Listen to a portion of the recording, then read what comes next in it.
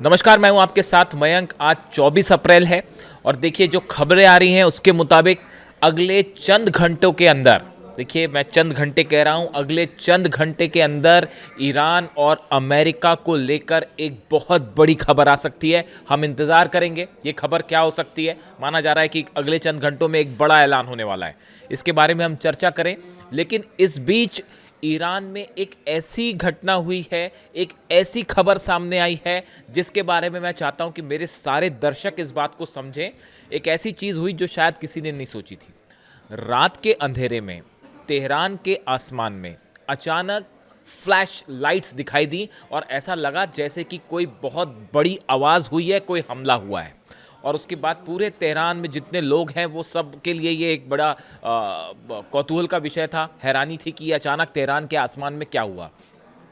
जो खबरें सामने आ रही है, मैं सीधा पॉइंट पे आऊं, जो खबरें सामने आ रही हैं सोर्सेस से बताया ये जा रहा है कि रात के समय आधी रात को अमेरिका की तरफ से एक मिसाइल फायर की गई तेहरान के ऊपर। ये डिकॉय मिसाइल थी।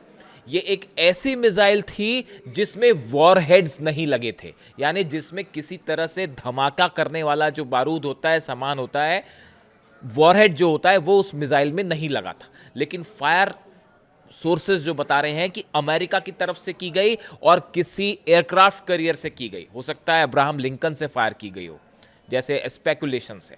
ये मिसाइल जैसे ही ईरान के एयर स्पेस में एंटर करती है, ईरान में अलर्ट हो जाता है और तेहरान के आसमान में ईरान के एयर डिफेंस सिस्टम ने इस मिसाइल को मार गिराया। जो खबरें आ रही हैं उसके मुताबिक ईरान के एयर डिफेंस सिस्टम ने अमेरिका की इस मिसाइल को हवा में तबाह कर दिया। ये चंद घंटे पहले की खबर है, मैं किसी पुरानी खबर की बात नहीं कर रहा हूं। ये नया डेवलपमेंट है और बताया जा रहा है कि चंद घंटों पहले ही रात के समय इस तरह की घटना हुई। अब सवाल ये है, देखिए दो तीन बड़े सवाल, कि आखिर अमेरिका ने एक ऐसी मिसाइल ईरान पर फायर क्यों की जिसमें वॉरहेड नहीं लगा था और ईरान ने उसको तबाह क्यों किया। देखिए ईरान के पास कोई चारा नहीं था। जो एक्सपर्ट्स बता रहे हैं, अमेरिका ये बात जानना चाहता था कि क्या ईरान के पास एयर डिफेंस सिस्टम मौजूद है, और मौजूद है तो किस तरह का एयर डिफेंस सिस्टम है, ईरान क्या रिएक्शन देगा, और ये जानने के लिए ही अमेरिका की तरफ से ये मिसाइल फायर की गई थी। ईरान के पास कोई ऑप्शन नहीं था, ईरान को उसे डिस्ट्रॉय करना ही था और आखिरकार ईरान ने अपना एयर डिफेंस सिस्टम एक्टिवेट किया और ईरान अमेरिका की इस मिसाइल को मार गिराया। जो खबरें हैं सामने, अब देखिए जो सोर्सेज बता रहे हैं, मैंने आपको पहले भी कहा कि जब भी कोई भी देश किसी भी एयर डिफेंस सिस्टम को एक्टिवेट करता है तो उससे अंदाज लग जाता है कि उसके पास कौन सी किस्म की मिसाइल है। यही जानने के लिए अमेरिका ने ये डिकॉय मिसाइल बिना वॉरहेड के फायर की थी। अब जो खबरें आ रही हैं उसके मुताबिक ईरान ने जिस मिसाइल को, जिस सिस्टम का इस्तेमाल किया, वो रशिया का एयर डिफेंस सिस्टम में इस्तेमाल होने वाली मिसाइल है। इसका नाम है टोर M1 मिसाइल। ये टोर M1 एक सिस्टम है, एयर डिफेंस सिस्टम है जो मिसाइल्स को मार गिराता है, एयरक्राफ्ट्स को मार गिराता है। इसको तेहरान से एक्टिवेट किया गया और अमेरिका की इस मिसाइल को मार गिराया गया। देखिए अगर अमेरिका की कोई मिसाइल इस हालात में ईरान के अंदर आती है तो साधारण सी बात है कि ईरान को उसमें एक्शन लेना ही था और उसको गिराना था, कोई ऑप्शन नहीं था। इसलिए ईरान ने उसे मार गिराया। लेकिन जो खबरें सामने आ गई, द टोर, अब ये टोर मिसाइल, टोर M1 मिसाइल है, इसके बारे में थोड़ी सी जानकारी। The Tor is an all weather low to medium altitude short range surface to air missile system designed for destroying airplanes, helicopters and cruise missiles. Cruise missiles को, हेलीकॉप्टर को और एयरप्लेन्स को गिराने में टोर M1 मिसाइल का इस्तेमाल होता है, जो कि रूस करता है, रूस का बना हुआ सिस्टम है। और ये तेहरान में फायर किया गया, एक्टिवेट, और अमेरिका की मिसाइल गिर गई। अमेरिका जो पता लगाना चाहता था शायद वो पता चल गया। जब आपको और हमको एक खबर मिल रही है, हम तक पहुंच रही है खबर, तो ऑब्वियसली अमेरिका के पास भी है और समझ गए वो इस बात को कि एयर डिफेंस सिस्टम पहुंच चुका है। अब आप समझिए इन चीज़ों को। 5 से 6 कार्गो प्लेन, 4 की तो खबर न्यूज़ में थी, लेकिन मेरी इंफॉर्मेशन के मुताबिक 6 कार्गो जेट्स चाइना से उड़ के लैंड हो चुके हैं तेहरान में। इसी बीच खबरें हैं रशियन जेट्स की भी कि कई रशियन कार्गो प्लेन्स भी तेहरान में लैंड हो चुके। ये सीज फायर की बात बता रहा हूं मैं, ये जो सीज फायर हुआ, ये जो जंग हुई अभी 40 दिन चली, उसके बाद जो सीज फायर हुआ, ये इसके बीच की बात है। और सबसे बड़ा जो दावा किया गया एक्सपर्ट्स की तरफ से, जो एनालिसिस किया गया कि चीन की तरफ से और रूस दोनों की तरफ से डिफेंस मिसाइल्स प्रोवाइड की गई, क्योंकि इस बार भी ईरान को सबसे ज़्यादा नुकसान मजबूत डिफेंस सिस्टम के कम होने की वजह से ही हुआ। आप देखिए जो एयर जेट्स ने हमला किया, F-35 हो, F-16 हो, शुरुआती दौर में बड़ा नुकसान हुआ, लेकिन आप देखिए वॉर के आखिरी आते तक F-35 भी गिरने शुरू हो गए, F-15 भी गिरने शुरू हो गए, F-16 भी गिरने शुरू हो गए और तमाम जेट्स तबाह होने लग गए। यानी वॉर के आखिरी समय में डोनाल्ड ट्रंप तो इतने झल्ला गए, मैंने आपको बताया जो मीटिंग हुई थी प्लेन गिरने के बाद और पायलट पकड़ा गया था, उसके बाद तो डोनाल्ड ट्रंप चीख रहे थे उस बैठक में, उस मीटिंग में कि क्या मेरा हाल भी जिमी कार्टर की तरह तो ना हो जाए। वो मैंने बताया आपको पिछले वीडियो में। यानी डोनाल्ड ट्रंप पूरी तरह से शॉक्ड कहते हैं जिसे, कि कैसे ईरान ने हमारे जो है वो प्लेन्स मार गिराए और F-35 कैसे मार गिरा दिया गया। तो अब देखिए ये जो मिसाइल है ये बहुत ही एक्शन पैक घटनाक्रम था जो कि रात के समय हुआ, जैसे कि फिल्मों में देखने को मिलता है कि मिसाइल ने एंटर किया, पूरे ईरान में एयर अलर्ट हुआ कि एक सस्पिशियस एंट्री हुई है ईरान के अंदर, उसके बाद तेहरान के आसमान पे उसे मार गिराया गया। अब देखिए इससे दो चीज़ें हैं। पहली बात तो ये साफ हो जानी चाहिए कि ईरान अब पहले के मुकाबले ज़्यादा मजबूती के साथ जवाब देगा अमेरिका को और इजराइल के जेट्स को अगर हमले होते हैं तो। अगर का कोई सवाल नहीं है, हमला होना तय है। मजबूत है एयर डिफेंस सिस्टम, जो कमजोरियां थी उसको दूर करने की कोशिश की गई है। रूस और चाइना ने इसमें मदद की है, बात नंबर 1। बात नंबर 2, अमेरिका की स्ट्रेटेजी अब इस हिसाब से चलेगी कि अगर फिर से F-35 गए तो बचना मुश्किल है, फिर से गिरेंगे। F-35 जाएंगे, F-16 जाएंगे, तो अब अमेरिका की रणनीति शायद ये हो सकती है कि जो है वो एयर प्लेन से हमले ना किए जाएं, एयरक्राफ्ट से हमले ना किए जाएं। आप फिर से एक बार देखिए कि टॉम हॉक मिसाइल्स के ज़रिए जो है वो हमले हों आसपास के इलाके से, ओमान की खाड़ी से, हिंद महासागर से या रेड सी के आसपास से, जहां तीनों एयरक्राफ्ट कैरियर खड़े हुए। तो ये अमेरिका, देखिए इसको समझना, इस घटना को समझना इसलिए ज़रूरी था, ये तय करेगी कि आगे की अमेरिका की रणनीति क्या होगी। आप देखिए अमेरिका के 19 जहाज हैं, 16 जहाज थे, अब 19 हो गए। मैं गिनती रखता हूं पूरी।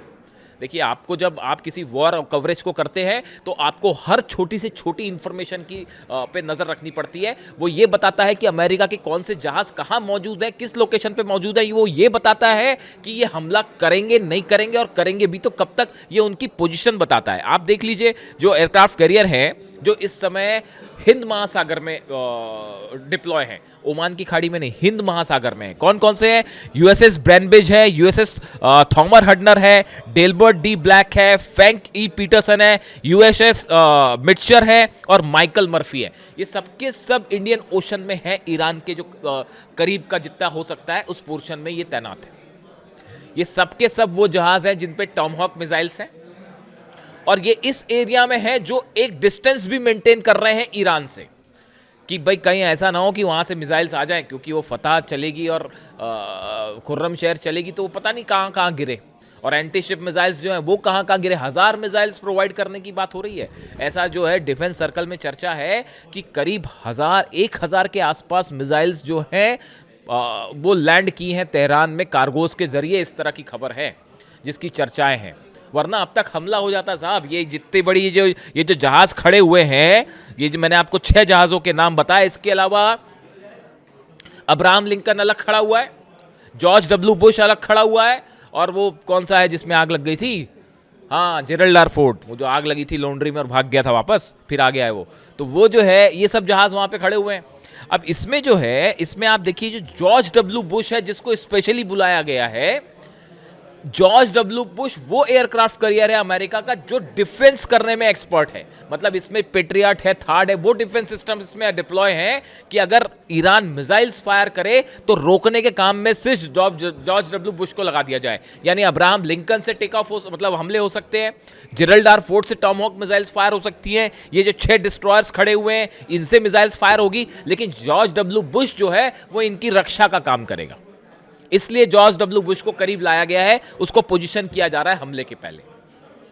डोनाल्ड ट्रंप की कल आपने पीसी सुनी, उन्होंने आदेश दे दिया है कि भाई जो छोटी बोट्स हैं, मैंने आपको पहले ही कहा था, देखिए आप मेरे वीडियोस उठा के देख लो, मैंने आपको कहा था कि हॉर्मूज में शेर की मांद में घुस के जो है फिर जो करना है वो शेर ने करना है। वो डोनाल्ड ट्रंप क्या करेंगे और अमेरिकी की सेना क्या करेगी बताइए। आप हॉर्मूज के आसपास आके खड़े हो गए ब्लॉक करके, अब जो करना है वो ईरान ने करना है। वो छोटी बोट्स ने ऐसा ठोका है ना पिछले 24 घंटे में कि पूरी अमेरिका की नेवी हैरान। पर वो यूएस की नेवी के जो सेक्रेटरी हैं उनको क्यों हटाया गया? अगर यूएस की नेवी अच्छा कर रही थी तो यूएस नेवी के सेक्रेटरी को क्यों हटाया गया? इस बात का सबूत है कि पिछले 48 घंटे के अंदर ईरान ने जबरदस्त दौड़ डाला है अमेरिका नेवी को।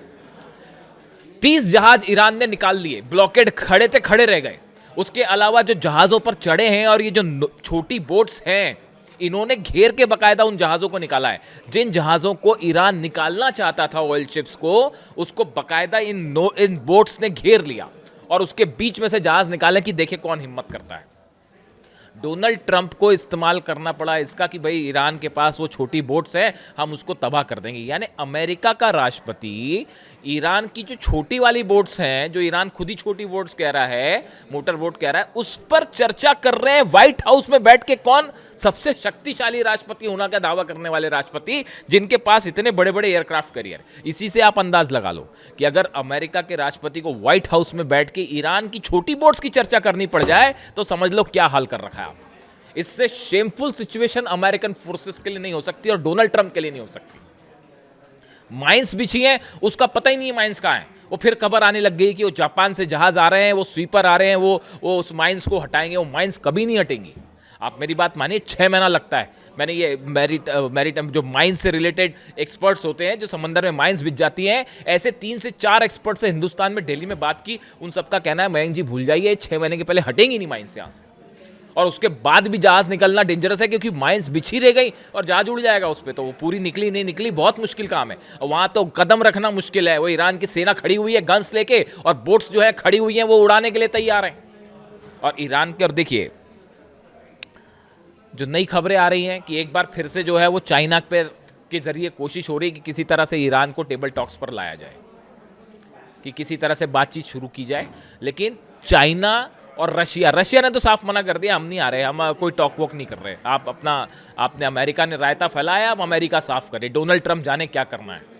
और चाइना जो है, चाइना ने पिछली बार थोड़ा सा इनिशिएट किया था, लेकिन इस बार जो खबरें चाइना से है, चाइना भी इस मामले में पछड़े में बीच में नहीं पड़ना चाहता। ये जो मध्यस्थता वाली काम है वो चाइना भी करने को राजी नहीं है। उसकी बड़ी वजह है ईरान की जनता का गुस्सा। देखिए ईरान में जो प्रोटेस्ट की तस्वीरें आ रही हैं आप देख ही रहे होंगे। 2 रात पहले मिसाइल सड़कों पर निकाली गई, फिर जो है वो ड्रोन सड़कों पर निकाले गए और वो इंकलाब स्क्वायर पर लाखों लोग जमा हैं। और सबकी एक मांग है, अमेरिका के सामने 1 इंच झुकने की ज़रूरत नहीं है। जो करना है डोनाल्ड ट्रंप कर ले, जो करना है अमेरिका कर ले। और वो बात अब ख़त्म हो गई। मैं आपको बताऊं, ये यूरेनियम की टॉक्स वॉक्स वो इस तरफ ख़त्म हो चुका है। इतना गुस्से में है ईरान की सेना और ईरान की जनता। और ईरान की सेना ने यह फैसला कर लिया है कि जो ईरान की जनता कहेगी अब वैसा ही किया जाएगा। अगर वो कहते हैं मिसाइल मारिए तो मिसाइल मारेंगे, जंग करिए तो जंग करेंगे। कहाँ टारगेट भी वो जनता तय करेगी अब, कि कहाँ मिसाइल गिरनी है। दुबई पर मिसाइल गिरनी है कि नहीं, सऊदी पर गिरनी है कि नहीं, बहरीन जॉर्डन कहाँ हमले करना है, वो अब जनता तय करेगी। ये एक नया रूप है डेमोक्रेसी की। हमने परिभाषा देखी थी, जनता द्वारा, जनता पर, जनता के लिए किया गया शासन ही लोकतंत्र है। To the people, for the people, by the people. अब यहाँ पे नया हो गया है वॉर टू द, ये जनता ही इस युद्ध को आगे लड़ना चाहती है और ईरान की सेना उस बात के लिए तैयार हो चुकी है। यानी ये जो टॉक्स वॉक्स वाली बात थी ना, ये एक चैप्टर था जो डोनाल्ड ट्रंप ने ख़त्म कर दिया। ईरान शायद के कुछ नेता शायद इस तरह से बातचीत, बयान, पहली दौर की बातचीत हुई आखिर, तो वो पहली दौर की बातचीत के लिए आ गए थे। लेकिन उसके बाद डोनाल्ड ट्रंप ने जिस तरह से इसको आगे बढ़ाया, उससे ये अब हमेशा के लिए ख़त्म हो चुका है। वो हॉर्मूज खोलने को लेकर जो बयान आया ईरान के विदेश मंत्री का, उसके बाद डोनाल्ड ट्रंप जिस तरह से दावे करने लगे कि हमारी जीत हुई है, हमारी जीत हुई है, वहाँ से मामला बिगड़ गया। तो ये डोनाल्ड ट्रंप का बड़बोलापन जो है बहुत महंगा पड़ा है अमेरिका को। अब हालात ये हैं, माइंस बिछी हुई हैं। इसी बीच एक बार फिर अलर्ट है रूस की तरफ और चीन की तरफ से ईरान के लिए कि किसी भी क्षण हमला हो सकता है, आप तैयार रहिए। और उसके लिए ईरान ने पूरी ताकत झोंक दी है। ईरान की सेना, ईरान के मिसाइल्स, ईरान के ड्रोन्स जो गुफाओं में छिपे हुए थे, सुरंगों में, वो सब के सब निकाल ले लिए। चीन ने कहा है हालात बेहद खराब हो सकते हैं जिसका अंदाज़ा भी नहीं लगाया जा सकता। यही बात रूस भी कह रहा है। बड़ी वार्निंग है रूस और चाइना की तरफ से। तो अब हालात ये है कि देखिए इस तरह की खबरें आ रही हैं कि अगले चंद घंटे के अंदर कुछ बड़ा ऐलान होने वाला है और एक प्रकार से आप फिर ये कह सकते हैं कि आज की रात जो है वो एक बड़ा फैसला लेके आने वाली है पूरे मिडिल ईस्ट के लिए। जो भी अपडेट होगा आप तक पहुंचाऊंगा। Thank you so much.